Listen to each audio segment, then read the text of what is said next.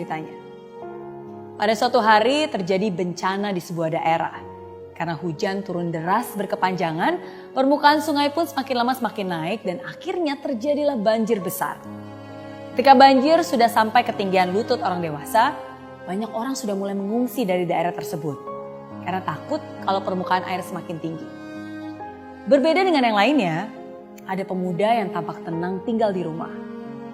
Akhirnya datanglah truk penyelamat berhenti di depan rumah pemuda tersebut dan mereka bilang, "Ayo cepat masuk ikut truk ini, nggak lama lagi nih banjir akan semakin tinggi." Tapi pemuda itu menjawab, "Gak apa-apa, tenang aja.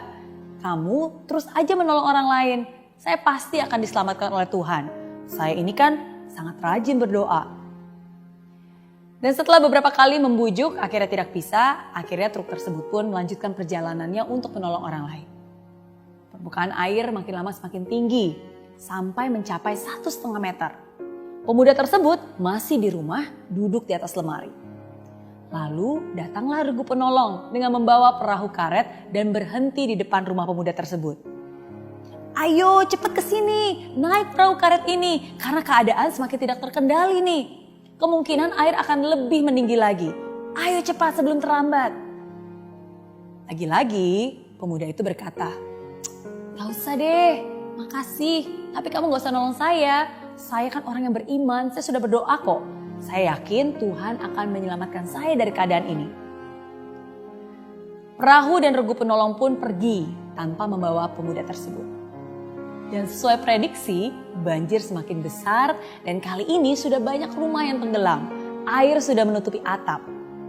Dan pemuda itu rupanya masih aja duduk di atas atap sambil terus berdoa. Lalu datanglah sebuah helikopter dan regu penolong. Regu penolong melihat pemuda tersebut, langsung melempar tangga tali dari helikopter dari atas dan terdengar suara dari megafon. "Pak, cepet, ayo, pegang tali itu, naik ke sini sebelum terlambat." Tapi lagi-lagi pemuda itu menjawab dengan berteriak, "Gak usah khawatir, saya ini orang beriman, rajin berdoa. Tuhan pasti akan menyelamatkan saya." Begitu katanya. Dan ketinggian banjir semakin lama semakin naik dan akhirnya seluruh rumah di daerah tersebut terendam seluruhnya. Kamu mungkin bertanya, gimana ya nasib pemuda tersebut? Pemuda tersebut akhirnya mati tenggelam. Dan di alam kematian dia pun dihadapkan pada Tuhan. Nah, pemuda ini langsung protes. "Tuhan, aku sudah berdoa kepadamu, selalu ingat kepadamu. Tapi kenapa aku tidak Engkau selamatkan dari banjir itu?" Tuhan pun menjawab dengan singkat, "Aku selalu mendengar doa-doamu. Untuk itulah aku mengirimkan truk, perahu karet, dan terakhir helikopter.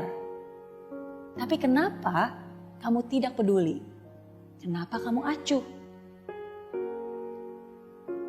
Pemuda tersebut pun menangis. Dia merasa begitu bodoh bahwa dia tidak menyadari pertolongan itu. Tapi apa daya, semua sudah terlambat. Cerita tersebut bisa menjadi relevan dengan keadaan sekarang ini. Kadang sampai saat ini nih, masih saja ada beberapa orang yang acuh dan tidak peduli dan menganggap remeh. "Cuci tangan dong, atau setidaknya pakai hand sanitizer lah. Nggak perlu, kan ada Tuhan. Percaya aja lah hidup mati di tangan Tuhan." Ketika ada teman bilang, "Jangan salaman dulu," malah diledekin. Kok jadi orang takut amat sih? Kan ada Tuhan, gak usah takut.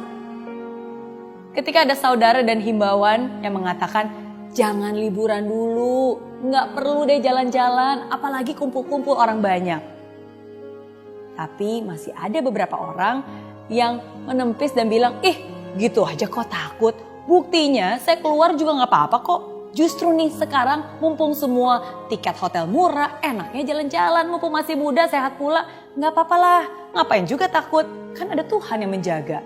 Doa saya kuat kok, kamu aja kali yang imannya kurang kuat nih.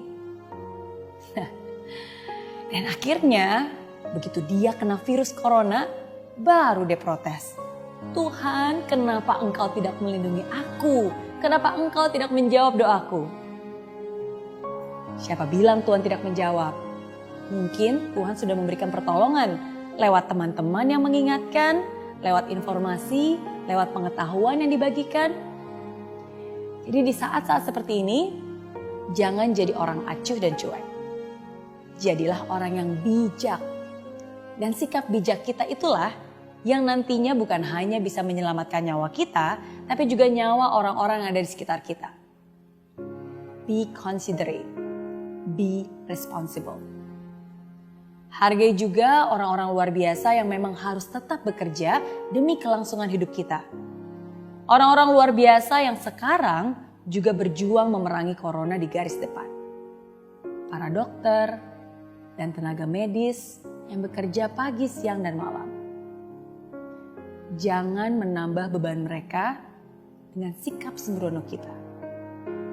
Ini bukan hanya tanggung jawab mereka saja, ini tanggung jawab kita semua. Let's hope for the best, but let's prepare for the worst.